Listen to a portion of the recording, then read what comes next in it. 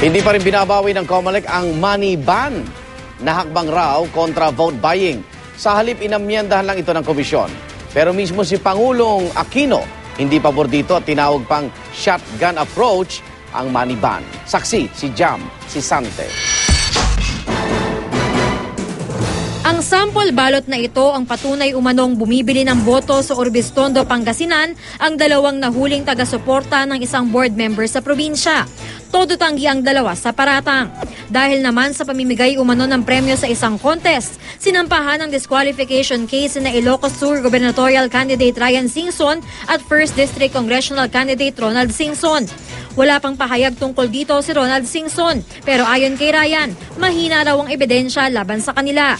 Ang mga dumarami pang kaso umano ng vote buying ang nais matoldokan ng money ban ng COMELEC, kung saan layong ipagbawal ang pag-withdraw ng mahigit 100,000 piso at pagdadala ng mahigit 500,000 piso hanggang sa eleksyon sa Lunes. Pero mismong si Pangulong Aquino, sinabing shotgun approach ang money ban. Maganda yung konsepto, maganda yung idea, pero mali siguro yung paano mong patutupad.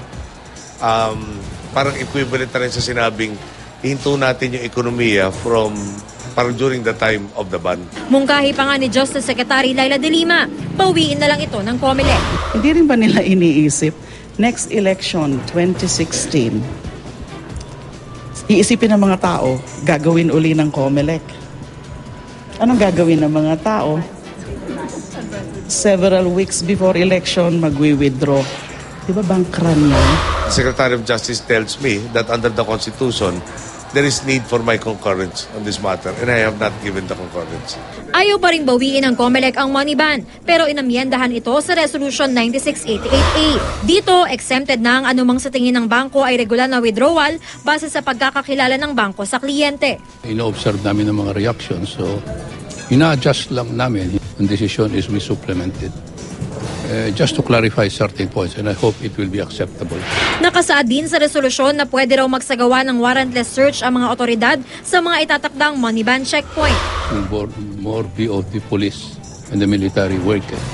Gusto lang namin siguraduhin na hindi maaboso yung makakita sila ng pera. Pero ayon sa Bankers Association of the Philippines, dagdag pabigat pa ngayon ito sa mga bangko dahil tila sila pa ang kailangang magtukoy kung gagamitin ba sa vote buying ang wini-withdraw na pera. May obligasyon din daw ang mga bangko na i-release ang deposits sa kanilang mga kliyente. Kaya posibleng malagay raw sa alanganin ang mga bangko. Nagpetisyon na ang grupo sa Korte Suprema para harangin ang money ban. Nauna nang sinabi ng Bangko Sentral na hindi nito maipapatupad ang money ban dahil labag ito sa batas ukol sa bank secrecy. Ako sa Jam Sisante, ang inyong saksi.